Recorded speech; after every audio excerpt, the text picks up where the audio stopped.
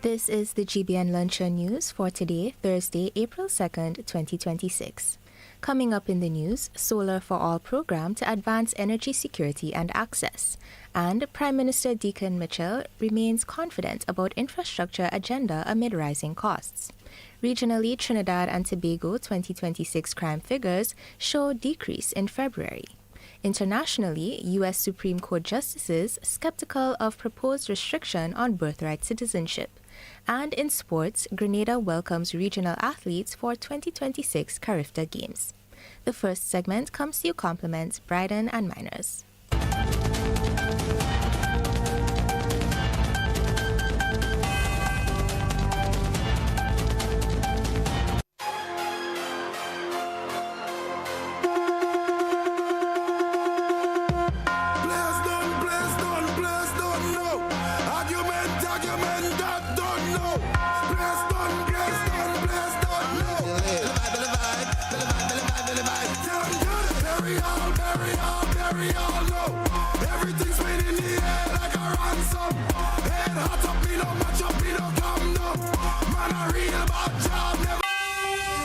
The details.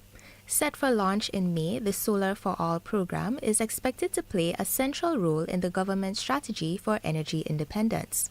Officials say the program will focus on expanding access to renewable energy, particularly for vulnerable groups including low-income households, single parents, and persons living with disabilities. We have a flagship project called Solar for All that is going to address the energy marginalized persons and communities throughout the state of Grenada, including Carriacou and PT Martinique. What this project is going to do is going to bring energy relief to persons who are struggling with their electricity bills, persons who do not have electricity at all, households with single parents with children going to school, households with persons with disabilities, and small agro-processors. So we were able to salvage approximately 300 reusable modules or panels from the Limler solar PV site right here in Carriacou that we are going to be reusing for our Solar for All project in Carriacou. Part of that will be for PT Martinique as well, and the majority obviously will be for people in Carriacou. So here's an opportunity for local people in Carriacou, including those who are doing agro-processing, those who are doing climate-smart agriculture, to get free of cost a complete solar PV system that would zero their electricity bill, that would zero their electricity consumption, and that would make them more energy resilient, energy secure as we move forward. Residents interested in participating will be able to access application forms in the coming weeks, according to the ministry. Meanwhile, progress is advancing steadily at the Limler solar plant, a key component of the island's renewable energy infrastructure. During a recent site visit, ministry officials reported satisfaction with restoration efforts being carried out by French firm Smart Energy. Work on the ground, led by site supervisor Jérôme Fourier, has already seen the completion of perimeter fencing, with drainage systems now in the final stages. Prior to the impact of Hurricane Beryl, the Limler facility generated more than 15 kilowatts of electricity. Its restoration is considered critical to the broader plan of transforming Carriacou and PT Martinique into a 100% renewable energy zone. Continuing in local news, despite concerns about rising costs, Grenada's Prime Minister Diedra Mitchell remains confident in the government's ability to execute its infrastructure projects in 2026. Speaking at Wednesday's press briefing, the Prime Minister noted the challenges facing the country as the effects of the Middle East conflict ripple across the world. The most widely felt consequence has been rising energy costs. In response, the Prime Minister detailed existing measures, such as subsidized fuel costs, adding that it would intervene if gas prices rise above $17. During the briefing, Mitchell and other officials detailed several ongoing major infrastructure projects throughout the island. However, the Prime Minister acknowledged the potential impact of rising prices and subsidies on Grenada's ambitious infrastructure agenda. Obviously, given the fact that we need the resources to do all of the infrastructure work that we've put out here, we have to be very prudent in not jumping to subsidize things simply because there's an increase in price, because in doing so it means there's less revenue for the infrastructure work that we require, and that is ongoing. The Prime Minister expressed confidence that existing measures such as the fiscal framework, improved tax collection, and revenue from the Citizenship by Investment program would help insulate the country from external shocks. Part of that fiscal framework is also ensuring that we set aside monies for rainy days, whether they're natural disasters, whether they're for economic shocks, ensuring that we also mitigate risk by having things like our catastrophic risk insurance. So those things are ongoing, and we continue to manage well. It's also important for us to improve our tax collection because as much as people don't like paying taxes, the reality is the government is funded, the state is funded from the shared commitment of the taxpayers. The Citizenship by Investment programs is part of our revenue base as well. So that is part of what we are looking and working at. While Grenada continues to encourage actors to find diplomatic solutions to conflict, the Prime Minister noted that external developments remain outside the government's control. As an administration, you could probably say everything that could happen to an administration in the last 3.5 years has happened. We've had to deal with wars, multiple wars. We've had to do with coming out of the COVID pandemic. We've had to deal with hurricanes. We'd have to deal with geopolitical regional tensions. We've had to do with tariffs, trade embargoes, you name it. So we accept that stability. World stability is just not something we have any control over, and it seems as if the world is actually likely to become more unstable than stable. So we are. He said the government will continue to monitor the situation.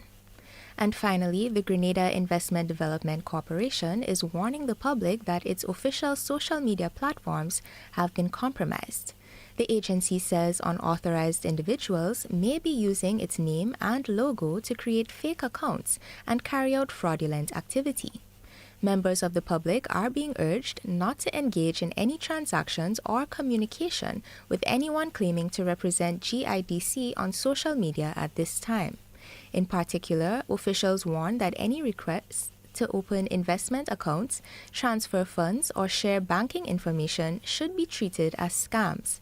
The GIDC says all official communication should be verified through its website, direct contact with its offices, or recognized media outlets. The public is also encouraged to report any suspicious activity. That concludes our first segment. Regional news is up next. The second segment comes to you compliments Fortune Foods Limited.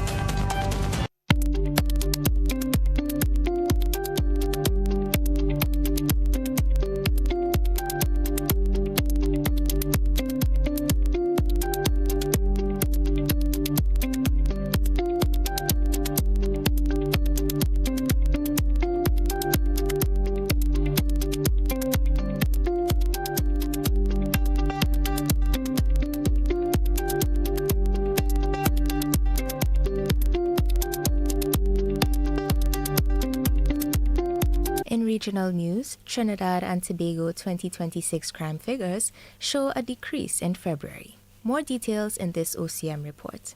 In Trinidad and Tobago, in January 2026, 725 cases of serious criminal offences were reported, and in February 2026, the number was 479.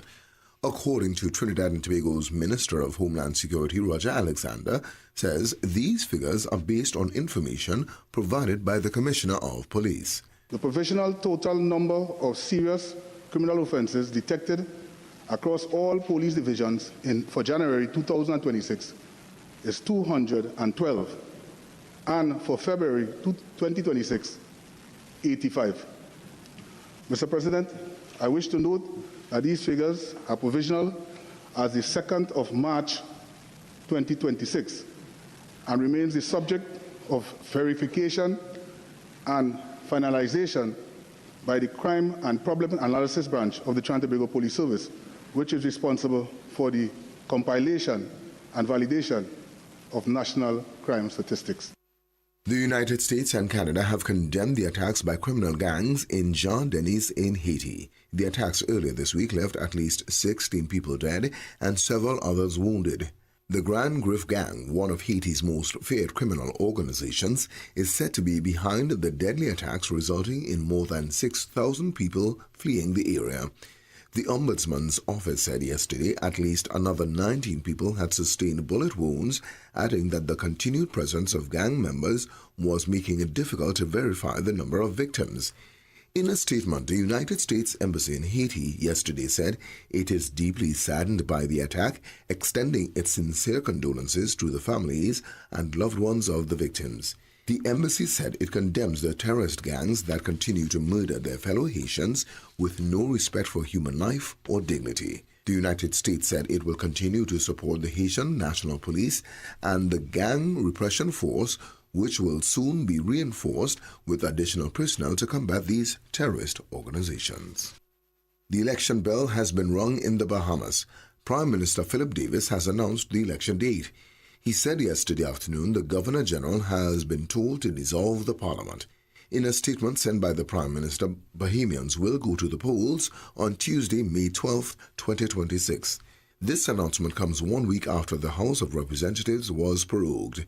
A statement from the chairman of the ruling Progressive Liberal Party, Fred Mitchell, yesterday said it is now a crucial time for those who are yet to be registered. The second segment came to you compliments Fortune Foods Limited. Stay with us for international news and sports. Have you heard about the new soft-weave bathroom tissue with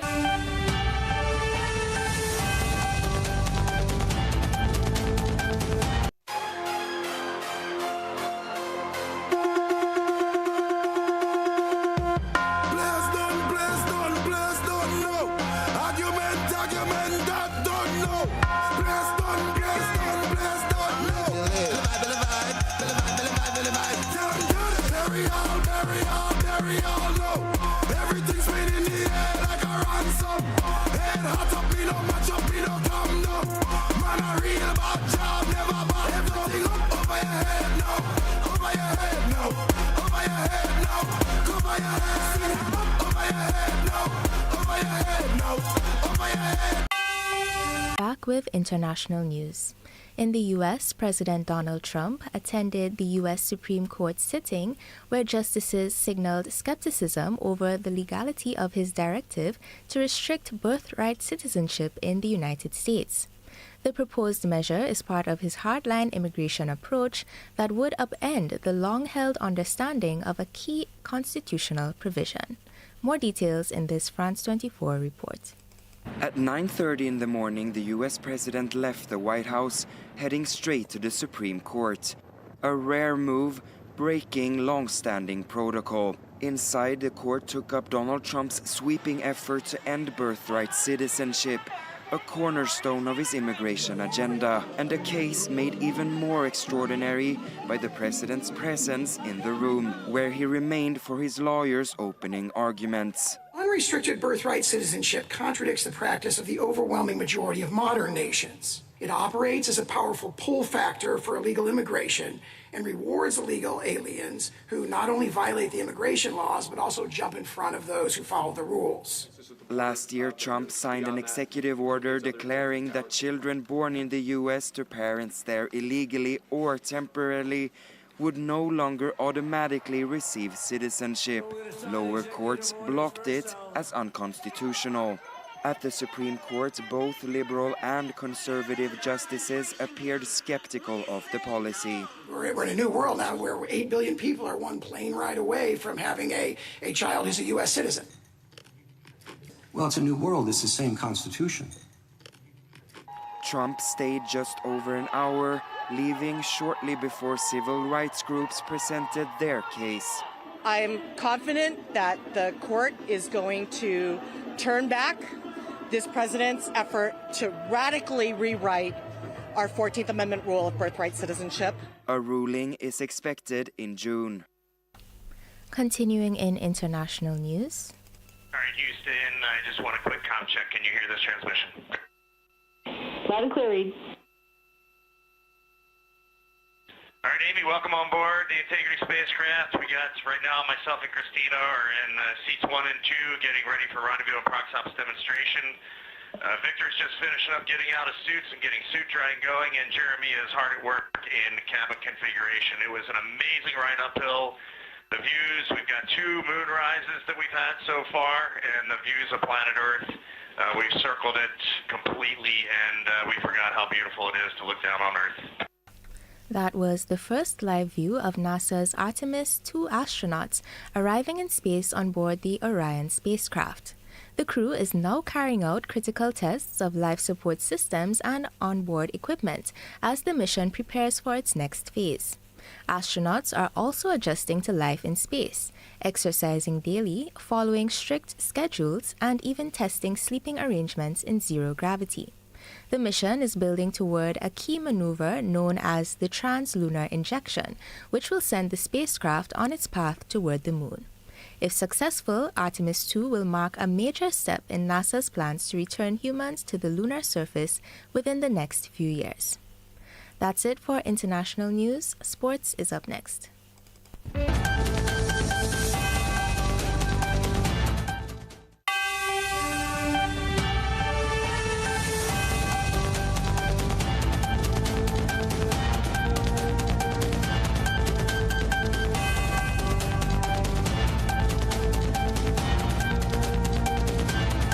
Beginning to welcome regional athletes ahead of this weekend's Carifta Games, with Barbados among the first teams to arrive. The first group of Barbadian athletes touched down on Tuesday, with a second contingent expected to arrive today. Barbados will be represented by a 63-member team, its largest ever, signaling strong intent at this year's competition. As host nation, Grenada is preparing to welcome the top junior athletes from across the Caribbean for what is expected to be a highly competitive meet. The Carifta Games officially get underway this weekend at the Kirani James Athletic Stadium. Officials say preparations for the Games are 95% complete. The lineup for the 2026 FIFA World Cup is now complete, with Iraq securing the final spot. Iraq booked their place with a 2-1 victory over Bolivia in the playoff finals, while the Democratic Republic of Congo also qualified with a win over Jamaica.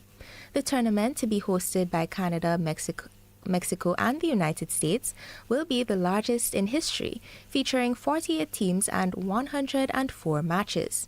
Defending champions Argentina, led by Lionel Messi, will be looking to retain their title.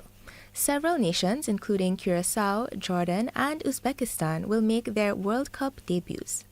The competition kicks off on June 11th, with Mexico facing South Africa in the opening match. That concludes our sports segment. Now for a recap of today's headlines. Solar for All program to advance energy security and access. And Prime Minister Deacon Mitchell remains confident about infrastructure agenda amid rising costs. Regionally, Trinidad and Tobago 2026 crime figures show decrease in February. Internationally, U.S. Supreme Court justices skeptical of proposed restriction on birthright citizenship. And in sports, Grenada welcomes regional athletes for 2026 Carifta Games. On behalf of the entire news team, I am Diedra Sealey, thanking you for joining us.